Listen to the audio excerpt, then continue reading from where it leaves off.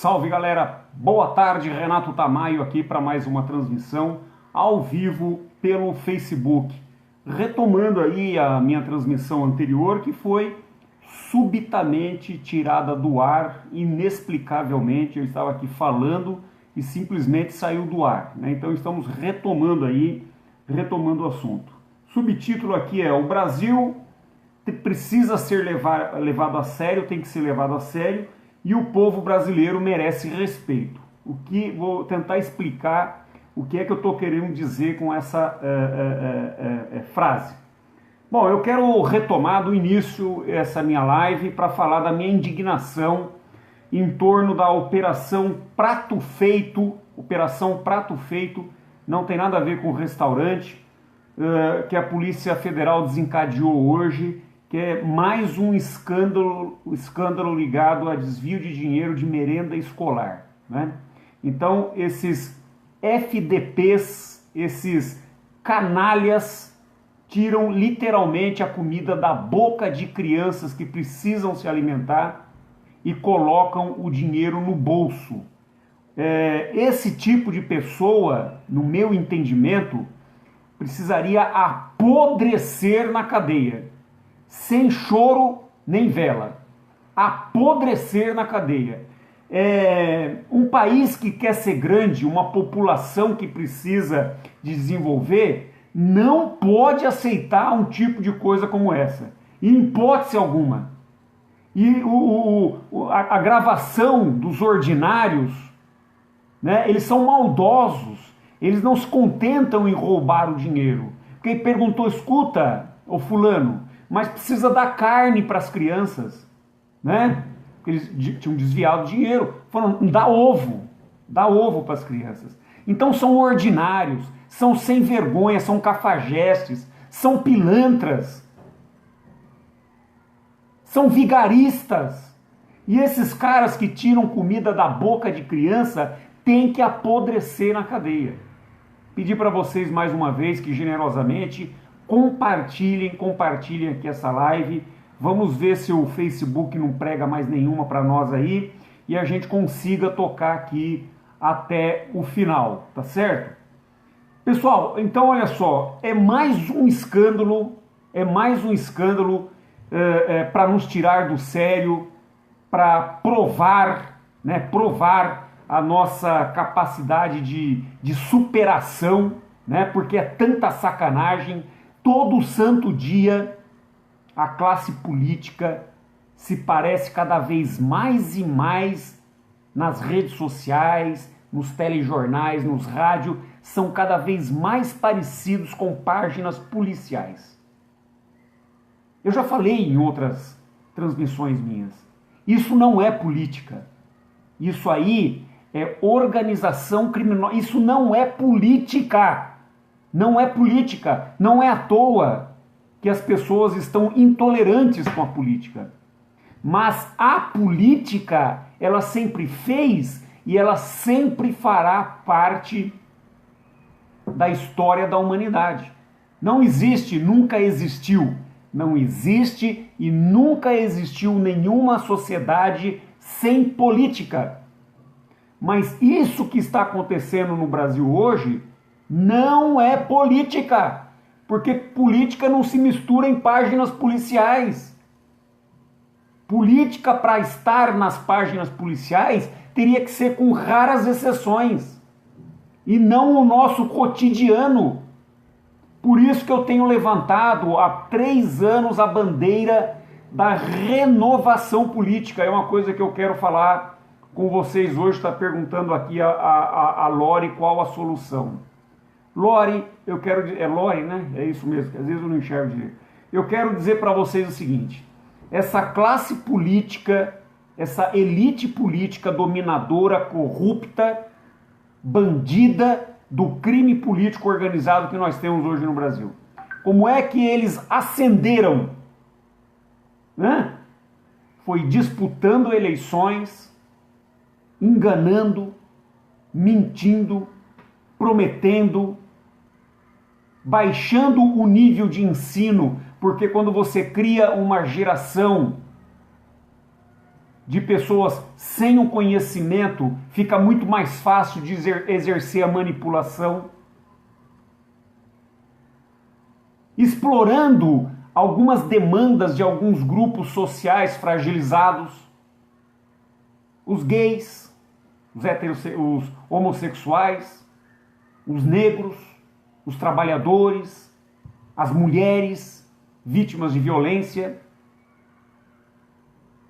É lógico que essas camadas sociais da sociedade, esses grupos sociais, eles precisam ser protegidos. É evidente que precisam. O que não é aceitável é que essas demandas sociais se tornem meio de obtenção de votos, meio para o sujeito se eleger. Nós precisamos de pessoas na política brasileira. Não basta só ser bem intencionado, não. Tem que meter literalmente a mão na massa. Literalmente a mão na massa. Sair do conforto do ar-condicionado, do conforto da poltrona, né? Da escrivania, dos assessores e ir a campo. Ir a campo. Uma vez eu falei de político operário, fizeram imediatamente uma conotação com o Lula, né? Não, mas político, quando eu falo de político operário, é aquele que vai realmente para resolver o problema. O problema do Brasil, além de estrutural, é cultural. As pessoas, o cidadão, que é quem deveria mandar, porque é quem elege, o político, ele está eleito. Ele não vive lá ad eterno. Nós é que determinamos a vida útil política de um salafrário desse qualquer. O político tinha que ter medo das urnas. O político tinha que ter medo do voto. Tinha que ter medo do povo. Mas eles não têm. Eles não têm porque eles são mestres na enganação. Eles gastam milhões e milhões e milhões de reais, de dólares, tudo dinheiro roubado da gente, para pagar grandes marqueteiros políticos para garantir as suas reeleições. É assim que funciona o negócio. Como que nós vamos mudar isso então, Renato? No ano passado, eu levantei o projeto Brasil Tem Jeito. Brasil Tem Jeito. Então, qual é que era a ideia? Eu, para ser bem franco com vocês, não tive apoio nenhum. Cansei de explicar isso nas redes sociais, qual é que era a ideia. Não tive adesão, não tive apoio e, sinceramente, já tinha até desistido.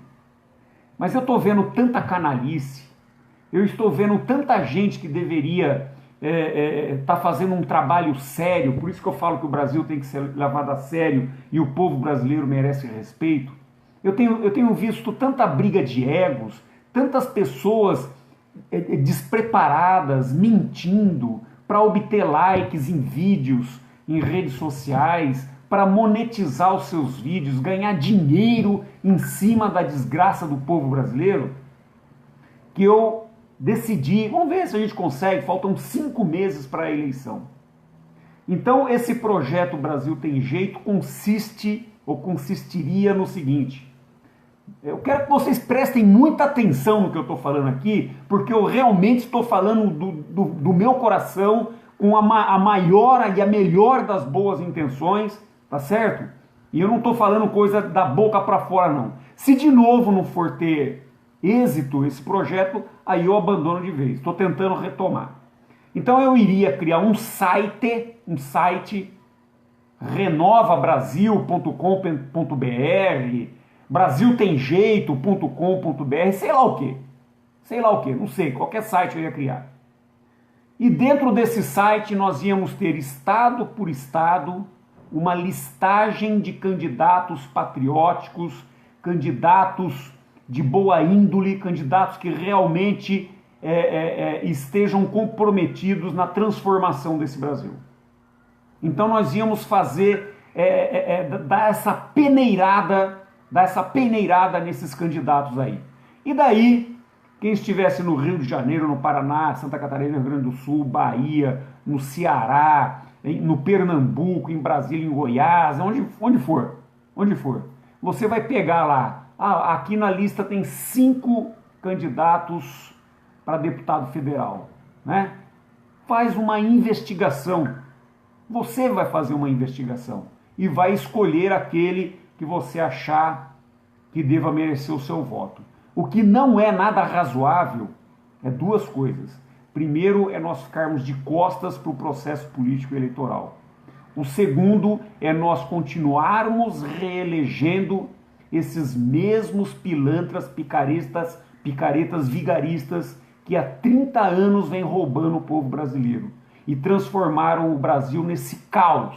Caos social, caos político, caos econômico, não cresce, o país patina, sem ciência e tecnologia, com o parque industrial desmantelado, com os nossos minerais sendo contrabandeados, eu chamo de exportabandeados, os nossos minerais, as nossas riquezas estão sendo exportabandeadas a preço de banana, né? E depois, para os países onde nós mandamos, China e não sei o que, a gente compra os produtos cuja matéria-prima era nossa, né? Nós compramos os produtos com valor agregado, gerando emprego aonde? Gerando emprego lá no país deles. Por isso que eu acho que a política do Donald Trump, ela é correta. Ela tem que proteger o seu país, no caso lá os Estados Unidos. E nós temos que ter aqui mecanismo de proteger a nossa economia, gerar emprego aqui dentro, para o povo brasileiro. E não darmos vazão para que outros países explorem as riquezas que eles não têm. E como eu disse, nós estamos exportabandeando as nossas riquezas e a geração de emprego lucros e desenvolvimento fica lá no país dos caras. E você chega lá, eles não têm minério de ferro, não tem minério de alumínio, não tem nióbio, não tem nada disso. Não tem a biodiversidade da Amazônia, nada disso. No entanto, eles não têm a biodiversidade da Amazônia, mas você facilmente vai encontrar produtos farmacêuticos patenteados no Japão, na Alemanha, em diversos outros países, cuja matéria-prima matriz é tirada da biodiversidade aqui da Amazônia e etc. tal, né? Então, quer dizer, nós somos o quê? Um país de otários, onde nós temos políticos que só quer saber do poder, ficar milionários, ricos, e o povo, ó, entendeu? Então não dá mais. Essa classe política está com prazo de validade vencida. Então, olha só, amanhã eu vou me reunir com a pessoa que se propôs a fazer esse site, né? E aí eu vou precisar de voluntários, pessoas voluntárias para ajudar a abastecer esse site. A minha ideia, a minha expectativa é que a gente coloque nesse site milhares e milhares e milhares e milhares de pessoas, de pré-candidatos e de futuros candidatos, porque nós precisamos colocar gente nova. Lá em Brasília vai falar, mas ô Renato, mas tem gente boa lá em Brasília. Não, tem mesmo, mas é a minoria absoluta, talvez dê para contar nos dedos das mãos. E não é as mãos do Lula não, falta um dedo lá, entendeu? Então a gente precisa levar as coisas mais a sério. Aí tem gente aí que vem, Renato Tamayo, só a intervenção militar. Eu não me oponho à intervenção militar, não tenho nenhum problema com o pedido de intervenção militar, é um direito das pessoas, e as pessoas têm que exercer o seu direito. A única coisa errada que está aí, nessa questão, é que se criou, eu acho até que propositalmente, como se houvesse uma disputa. A pessoa que está falando em eleição, ela é contra intervenção. Isso é uma bobagem. Isso não existe. Isso não existe. Alguém criou isso aí, disseminou por aí e as pessoas saem repetindo esse negócio. Se houver a intervenção militar, Ótimo, que é o que a gente precisa mesmo nesse país, né? Prende essa cambada e etc tal. Agora, nós já criamos essa expectativa em 2010, 14, 16. E as pessoas foram induzidas a ficar de costas para o processo político eleitoral. O que aconteceu? O que aconteceu?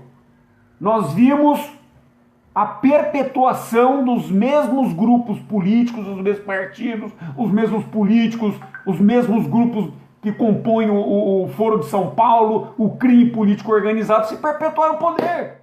Ou eu estou enganado? Ou eu estou enganado? Eu passei os dados aqui, ó. São Paulo, Estado de São Paulo, 32 milhões de eleitores. 8 milhões e 700 mil na capital, o resto espalhado na Grande São Paulo e interiorzão. 35,91% das pessoas não votaram em 2014. Este ano aqui, os partidos têm estudos internos que mostram que o índice de abstenção, votos brancos e votos nulos poderão chegar a 45%. Você acha que os políticos tradicionais, jurássicos, que estão aí nos roubando, você acha que eles estão achando ruim disso aí? Estão achando ótimo. Eles estão achando maravilhoso. Porque quanto menos pessoas estiver votando, menor é o coeficiente eleitoral. Menos voto eles vão precisar comprar para se reeleger. A eleição vai ficar muito mais barata para eles. Até porque esse ano aqui não vai ter dinheiro de doação, vai ser dinheiro público. E esse ano tem um negócio chamado cláusula de barreiras. Os partidos que não atingirem 1,5% dos votos válidos, deixarão de receber o dinheiro da verba partidária, que é um dinheirão, hein? Que é um dinheiraço. Então, olha só, se mais gente deixar de votar, o coeficiente dos votos válidos baixa. Então vai ficar muito mais fácil os partidos políticos, tá o Carlos Militão entrando aí, boa tarde para você também, Carlos. Vai ficar muito mais fácil os partidos políticos atingirem esse coeficiente da cláusula de barreiras, que é 1,5% dos votos válidos. Vocês estão entendendo? Esses políticos, caras, os caras não dão ponto sem nó. Eles não dão ponto sem nó. Eles vendem uma coisa que aparentemente é boa, porque a cláusula de barreiras, ela vai falir, ela vai fechar uma porção de partidos. Aí você pode raciocinar assim, isso é uma coisa boa. Então, isso é uma coisa boa, porque a gente vai deixar de gastar tanto dinheiro com partido político, mas por outro lado, você enxergando a coisa por outra perspectiva, para aqueles que compõem os partidos tradicionais, fazem parte dos grupos tradicionais, né, a elite política brasileira, para eles vai ser mais fácil dominar. Vocês estão entendendo? Então é assim, eles dão uma coisa que é boa, vai gerar votos para eles, olha, tá vendo? Cláusula de barreiras, acabamos com aquele monte de partido, só que eles não falam que eles vão exercer a dominação, né? Então, para mim, Renato Tamayo, nós só temos duas maneiras de nós recuperarmos esse Brasil, reescrever o Brasil,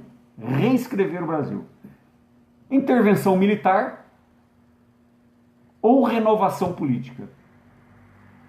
Todo mundo que pede renovação militar deveria pedir também a renovação política. Os intervencionistas, ele tem uma característica, eles são assim, nas redes sociais, fazem muito, vou chamar de barulho, fazem muito barulho, só que eles não são organizados. Por quê? Você tem, entre aspas, líderes que dividem o movimento. Você chama para um manifesto, aí tem um grupo ou dois que vai falar, não, eu não vou, porque é o fulano que está à frente desse movimento. É quando ele pede, aquele outro que foi boicotado fala, não, eu também não vou. Então são muitas pessoas que são divididas. mas nas redes sociais falam a mesma língua. Por isso que a gente não vê representado na rua aquilo que a gente vê nas redes sociais. Porque quando você vê um monte de postagem pedindo intervenção, as pessoas falando intervenção, todo mundo participa. Agora, quando é para promover manifesto, existe o boicote. Ah, aquele cara lá tá falando que é só na frente do quartel. Não, o outro quer ir não sei aonde. Você já viu de onde que saiu o dinheiro para comprar aquele trio elétrico lá e não sei o quê? Por aí. Por aí. E outra coisa, o movimento intervencionista cresceu, mas cresceu devagar e pouco. Devagar e pouco. Essa aqui é a verdade. Eu criei um movimento chamado Movimento Pátria Amada, que era um meio termo para nós trazermos para o intervencionismo aquelas pessoas que não davam aderência ao movimento. Foi o suficiente para ser chamado de traidor e tal, e tal, e tal. Então eu acabei me afastando, sabe? Porque eu senti realmente que ficando no movimento intervencionista eu não iria lograr êxito nenhum. Pensei até que eu era o culpado por tantas brigas, tantas divisões. Mas depois que eu me afastei do movimento intervencionista, a coisa se acentuou ainda mais. Essas brigas, essas divisões, etc. tal. Lamentavelmente. Então, minha gente, olha só. Intervenção militar é uma boa pedida, mas nós temos aí o general Mourão se filiando ao partido do PRTB, né? Eu acho que o general Mourão não vai sair candidato, a menos que ele já tenha se filiado e manteve isso escondido do povo. Por quê? Porque você precisa se filiar, você precisa estar filiado a um partido 6 meses antes da eleição. Nós estamos há 5 meses antes da eleição. Então, se ele se filiou ontem, anteontem, ele não pode ser candidato, nem a vice do Bolsonaro. Então, mas a filiação do general Mourão representa muito bem essa questão aí em torno das eleições, né? Nós temos aí vários outros generais já se manifestando, coronéis, generais se manifestando a favor da candidatura do Bolsonaro. E faz muito tempo, desde novembro de 2015, que eu venho trazendo essa informação para vocês todos, de que as Forças Armadas querem sim ter influência no poder central, no governo central, mas é por vias institucionais. E o candidato tem nome e sobrenome: Jair Messias Bolsonaro. Então eu fico muito surpreso quando eu vejo grupos de intervencionistas meterem um pau no Bolsonaro. Para mim isso representa duas coisas. A primeira é um profundo distanciamento dos militares. A segunda são grupos fakes, que estão realmente para denegrir o Bolsonaro em favor de outros candidatos. O Bolsonaro não é nenhuma sumidade não, tá? O Bolsonaro não é expert em nada, né? Eu também não sou. Outro dia vieram me perguntar aqui qual o projeto que eu tenho para a cultura no Brasil. O que eu respondi para a pessoa e depois ela inclusive me parabenizou. Eu falei: fulano, eu não sou especialista em cultura. Não sou. Eu tenho uma vaga noção, mas eu não sou especialista em cultura. O que eu vou fazer se eleito em relação a todas as demandas da sociedade brasileira? Porque eu não sei se vocês sabem, cada deputado federal leva para Brasília para trabalhar diretamente com ele 50 pessoas. Depois ele pode deixar no seu estado de origem, não sei se é mais 5 pessoas, tal. É um absurdo.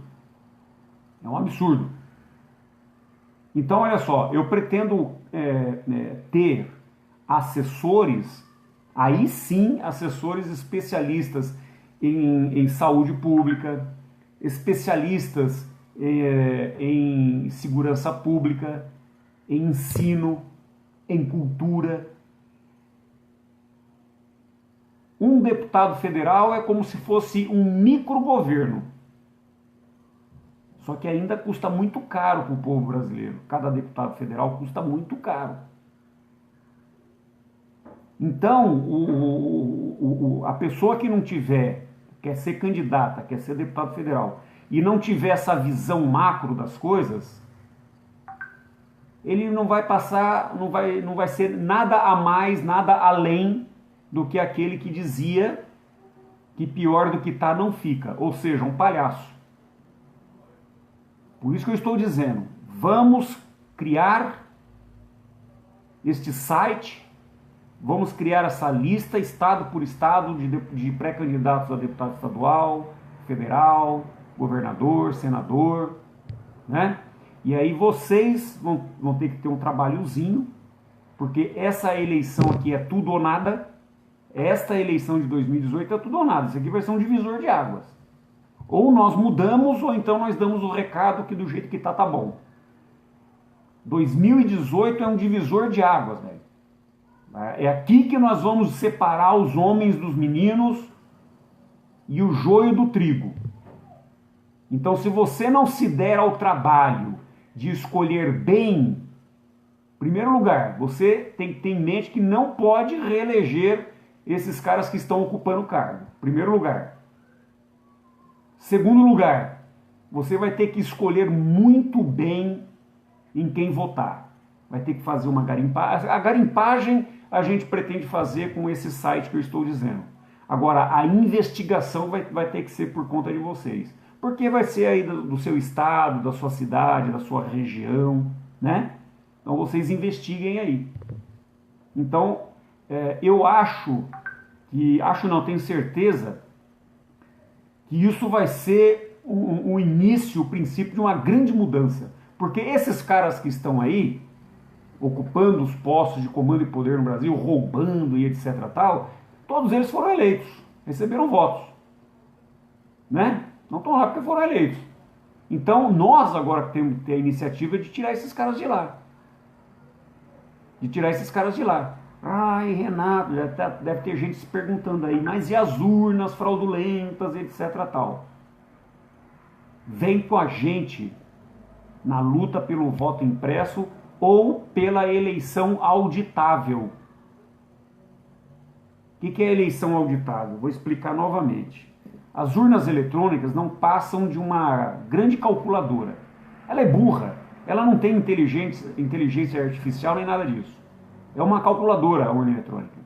Então o sujeito pega um pendrive e espeta na urna eletrônica.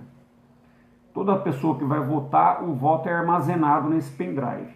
Terminou a eleição, o presidente da sessão vem lá, tira o pendrive da urna, coloca num envelope parecido com aquele envelope do Sedex, põe aqui debaixo do braço e vai para a central de apurações. Chegando lá, ele protocola a entrega do envelope, ok?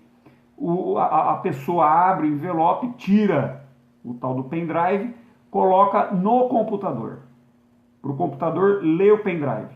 No momento em que o computador lê o pendrive, este pendrive é formatado, ele é apagado. Tirou, tá zero, não tem nenhuma informação registrada nele. Como é que você vai fazer a auditoria da eleição? Em 2014, o Dias Toffoli protagonizou o maior escândalo, a maior falcatrua eleitoral que o Brasil teve notícia até hoje. Se trancou na salinha lá, junto com os técnicos do TSE, todo mundo lembra disso. Anteciparam o horário de verão para que o estado do Acre, ao invés de 2 horas, que é o normal do fuso horário, passasse a ter 3 horas de fuso horário em relação ao horário oficial de Brasília. Fizeram aquela ceninha de deixar os celulares em cima da mesinha redonda, com a desculpa de que não poderia vazar nenhum dado preliminar da apuração, para não influenciar o eleitorado do Acre. Vocês lembram disso? Lembram disso? Então aquilo foi um esquema armado pelo Dias Toffoli. A urna não é fraudulenta, ela é fraudável. Assim como a votação em cédula de papel também é fraudável, também é. Fraudulentas são as pessoas que promovem a fraude. Então nós temos que ter este dispositivo de tornar as nossas eleições auditáveis. Então eu convido vocês a virem na luta com a gente. Fiquem atentos nas redes sociais, sempre que tiver manifestação por voto impresso, eleição auditável, compareçam. Compartilhem os conteúdos, que se não der para você comparecer, compartilhem, viralize. Esse é o trabalho. O que não dá mais para fazer no Brasil é ficar em casa com o, perdão da palavra, o bumbum no sofá, assistindo Jornal Nacional, novela, futebol, fim de semana queimando uma carninha com engradado de cerveja, né? E o circo pegando fogo. Não dá. Aí depois você, na hora que tiver que pagar o IPVA, vai reclamar, na hora que tiver que pagar a conta da luz, vai reclamar, na hora que tiver que fazer compra no supermercado, vai reclamar, né? Na hora que tiver que pagar os seus impostos, vai reclamar. Olha aí. Olha aqui pro lado. Olha para a Argentina. Deus queira que, novamente, de novo a Argentina vai falir. A Argentina de 10 em 10 anos dá uma falida, né? De novo a Argentina vai falir. Tomara que a gente não seja contaminado por esse vírus da Argentina. Mas tá aí, ó. Nós temos tantos exemplos para a gente olhar e ver. Tem a Venezuela lá em cima, com o bolivarianismo, o comunismo. Aqui no Brasil, eu estou sossegado com relação a isso, porque foi garantido para mim, pelo alto comando militar, nessa reunião que eu tive lá no dia 16 de novembro de 2015, no setor de inteligência do Exército, sexto andar do Ministério da Defesa, que o Brasil jamais vai se tornar comunista, bolivariano e nem sombra do que é a Venezuela. Sempre vai ser garantido ao povo brasileiro o direito de escolha. Então, meu amigo, se omitir desse direito de escolha não é opção. Não é opção. Eu garanto para vocês o seguinte, a urna eletrônica, como eu já disse, ela é fraudável. Ela é fraudável. As pessoas são fraudulentas. Mas é impossível fraudar 100% das urnas. Assim como é impossível fraudar 100% das urnas no voto no papel. Por que o voto no papel é passível de fraude também? Porque os caras simplesmente podem trocar as urnas. Vocês já viram como é que é as urnas de lona? Você tem as urnas de lona, vai enchendo aquilo de papel, terminou, dá uma compactada no negócio ali, ela fica dessa alturinha assim, a urna, e leva. No meio do caminho, os caras podem trocar a urna com os votos batizados e pronto, está constituído a fraude. E no caso da urna eletrônica, talvez seja um pouco mais fácil, porque é uma coisa eletrônica, né? Uma coisa eletrônica. Tudo que é eletrônico, hoje você tem os hackers e tal, se torna mais fácil de fraudar. Mas ainda assim é impossível de fraudar 100% das urnas eletrônicas. Então, o nosso grande desafio vai ser esse: ir ocupando o poder e fazendo a limpeza de dentro para fora. Por enquanto, nós estamos de fora para dentro. Nós estamos exprimindo os políticos, poder legislativo, judiciário, executivo, mas eles estão lá dentro ainda. Estão fazendo das suas. Então agora nós vamos romper esse campo de força, vamos entrar lá dentro e vamos começar a colocar eles para fora. É assim que tem que ser. Eles fizeram isso. E de 86 para cá é o que eles fazem diuturnamente. Então é isso, pessoal. Vou pedir para vocês, vamos ajudar a reescrever o Brasil, pedir para vocês que compartilhem, tá certo? Desejar para vocês uma boa tarde aí, um beijo no coração e, como sempre, fiquem todos com Deus. Valeu, obrigado pela audiência.